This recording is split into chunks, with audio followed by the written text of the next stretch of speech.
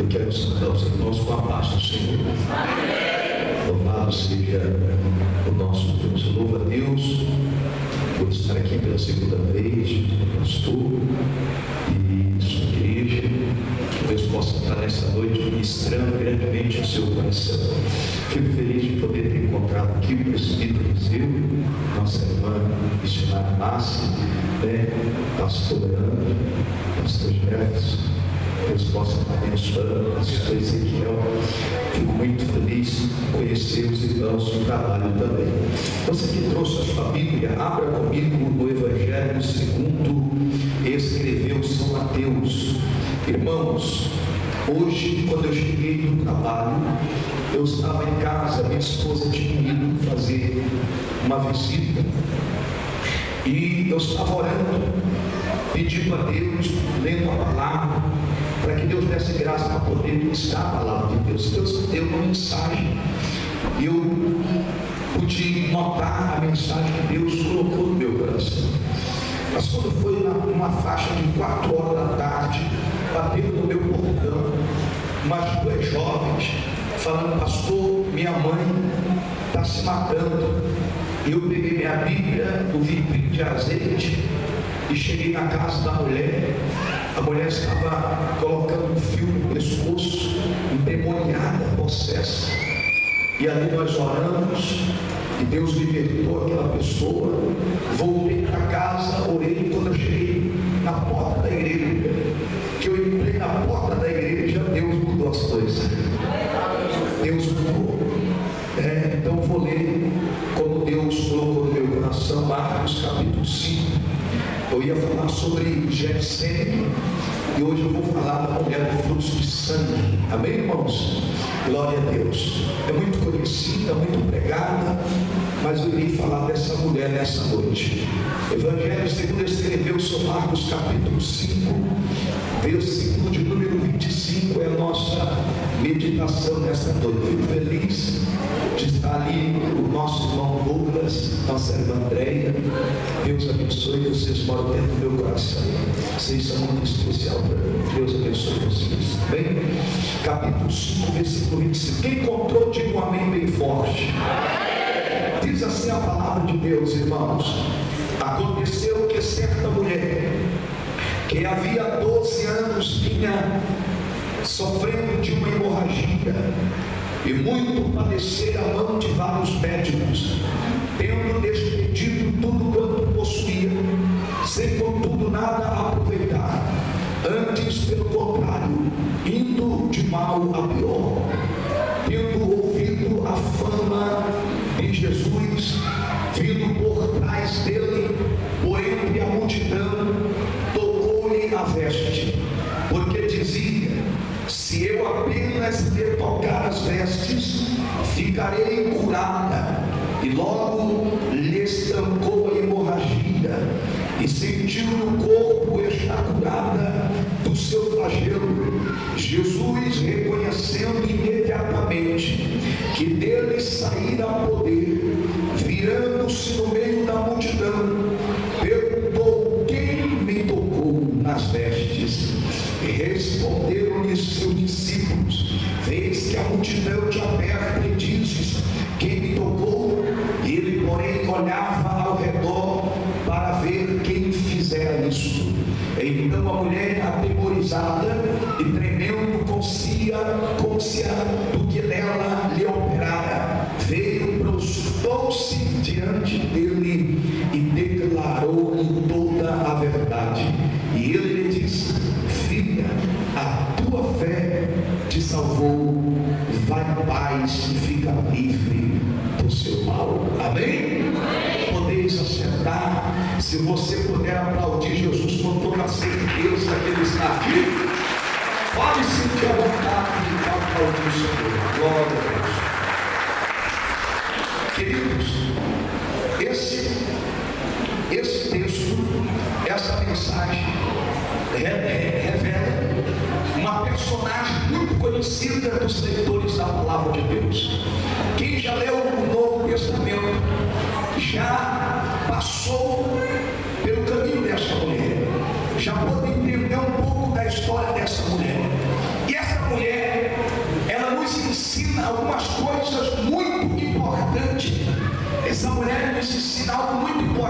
acerca do que ela viveu, do que ela estava padecendo.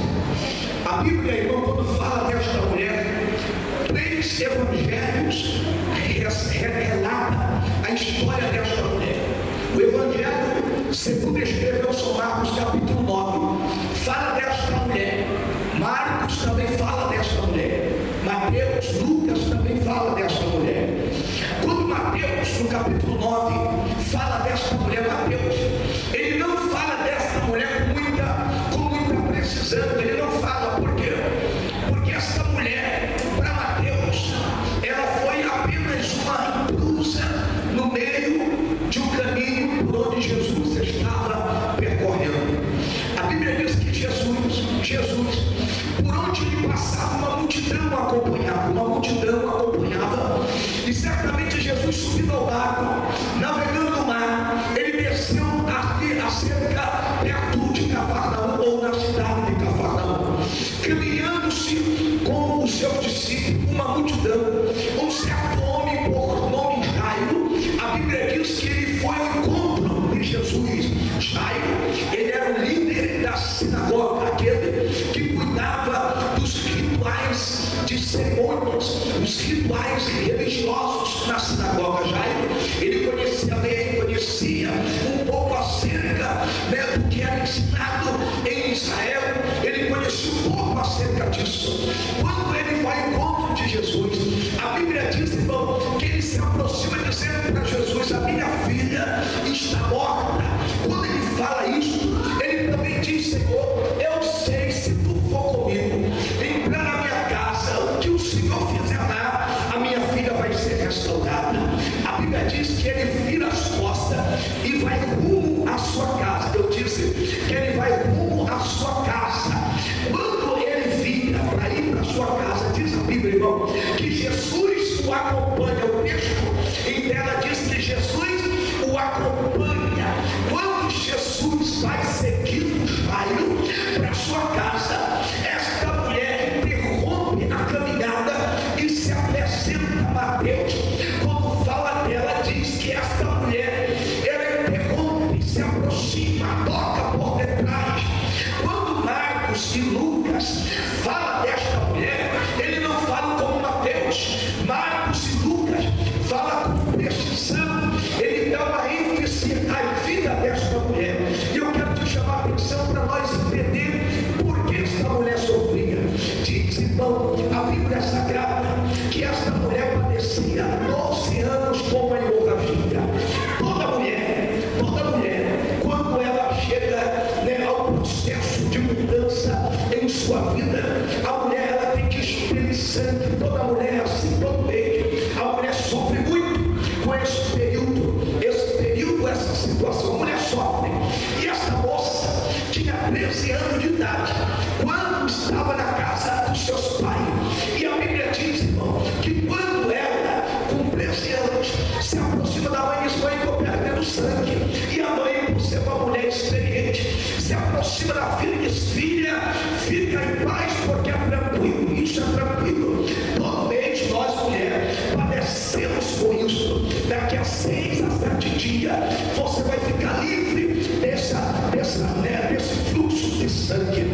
E a mãe esperou os 7 dias. Chegando os 7 dias, o sangue não estancou. E a preocupação na vida da jovem se tornou muito grande. E quando a jovem se preocupava, dizendo: mãe, o sangue não estancou, o que é que eu faço?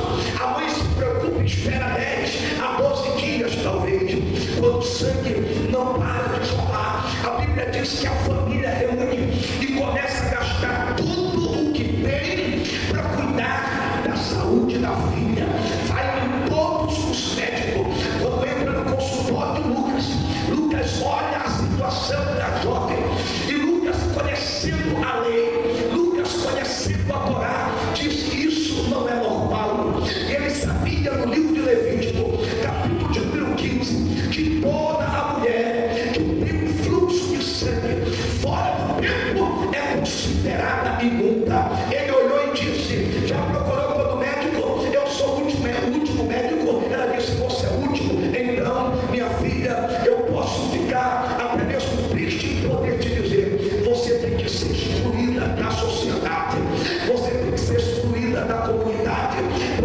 você está imunda, e tudo que você toca se torna imundo. Se senta numa cadeira, a cadeira é imunda. Se toca em qualquer outra coisa, se torna impuro e imundo. A Bíblia diz: se ela toca em uma coisa, se torna imundo. Vendo outra pessoa e tocando aquilo, tem que se lavar durante 7 dias para se tornar impuro, ou de manhã ou até à tarde, para se tornar impuro daquela imundícia.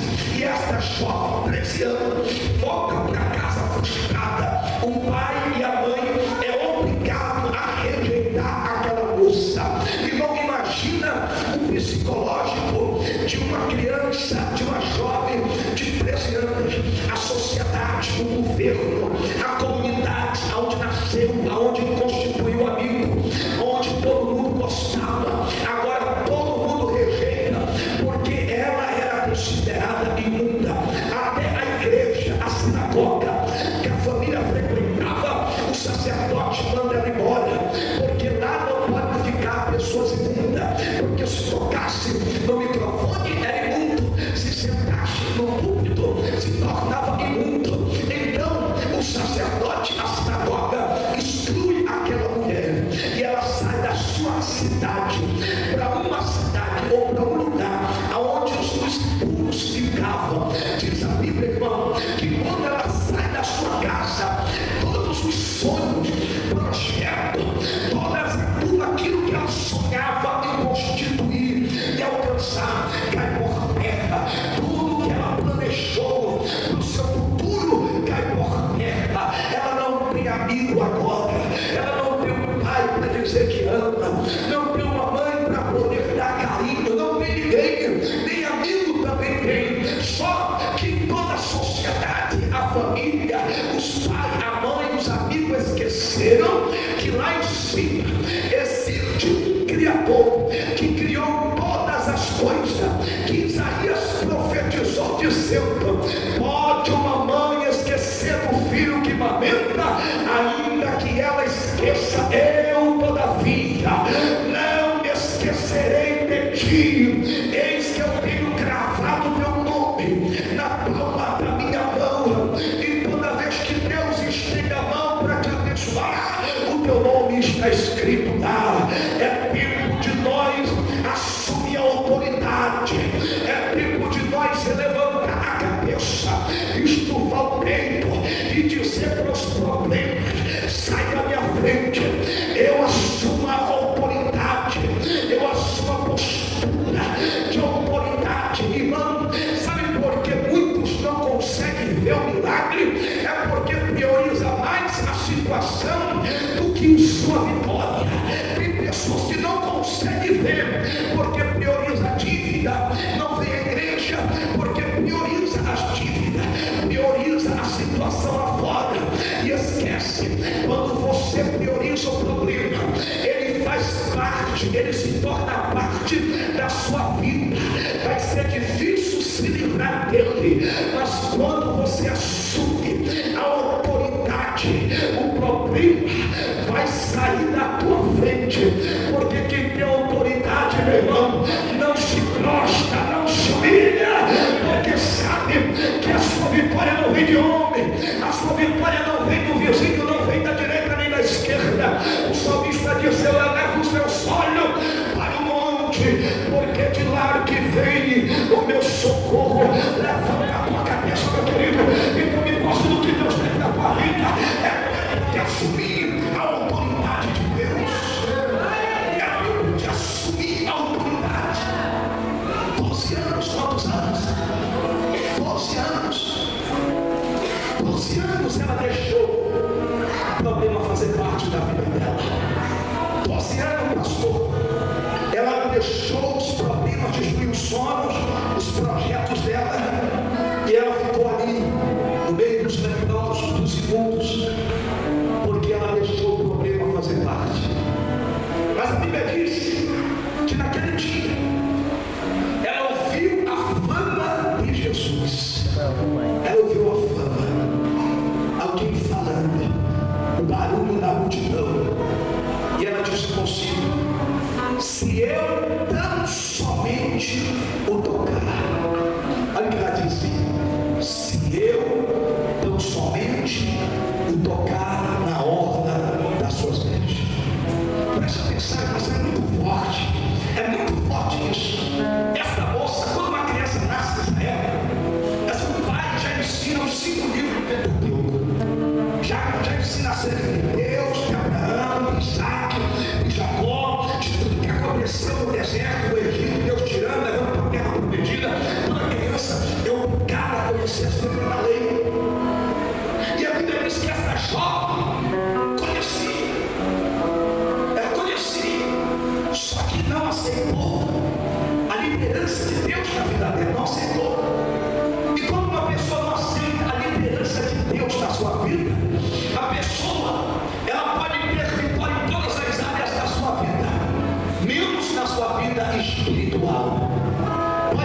carro bom, casa boa, muito dinheiro, mas você pediu que o dinheiro compra a casa, não compra a família, compra remédio, mas não compra a saúde.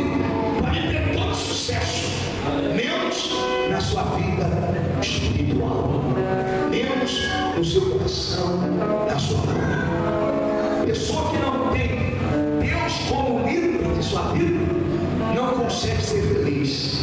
Olha para a pessoa que está ao seu lado e diga assim: tem Jesus aí? Então glorifica, meu irmão. Então adora Ele. Nós temos que assumir, deixar Deus assumir a autoridade, o controle da vida. E a Bíblia fala, irmão, que ela sabia, mas ela não aceitou Deus como Senhor. Então o que acontece? Aí ela lembrou de uma lei que existia, lá no livro de Números, capítulo de número 16, 15, versículo 37, olha o que diz.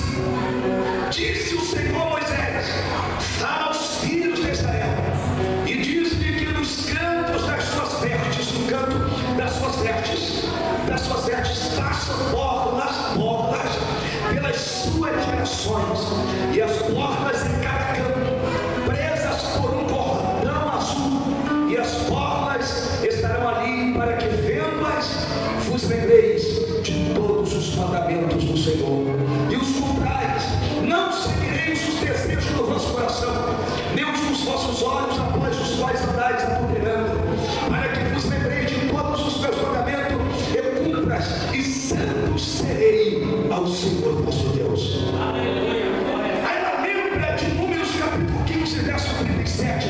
Ela lembra da lei que todo homem de mandamento, todo homem que tinha um compromisso com Deus, na orla das suas vestes, tinha umas portas que tinha aparência de rosa ou de pétalas de rosa, tinha aparência no canto das suas orlas. Que foi que ela disse? Se eu não somente tocar na orla de suas orlas.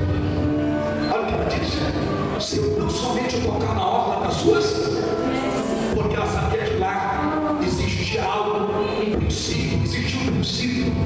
A Bíblia diz que ela sai no meio da multidão, a multidão oprime, e a Bíblia diz que ela estica a mão e toca na orla das vestes. Jesus para, porque dele é transferido a ela, dele transfere poder a ela. O poder de Deus não vai para a perna, não vai para o braço, não vai para o cérebro, nem para o pulmão, nem para o coração. O poder de Deus vai ao encontro da situação, do problema, vai direto no fluxo. Quando chega no fluxo, em fração de segundo, ele causa uma cirurgia que médico humano não pode causar na vida do homem. Ele faz uma cirurgia em fração de segundo, e a Bíblia diz que o sangue para de jorrar. Irmão, olha o que eu vou dizer. Eu acredito na transferência de autoridade do pastor Gerson, porque quem ungiu Saul foi Samuel. Quem ungiu Davi? Samuel. Mas quem ungiu Samuel? Quem ungiu Samuel? Foi Eli. Sim ou não? Eli estava no ministério falido, sim ou não? Quem concorda? Ele transferiu o ministério para Samuel. Então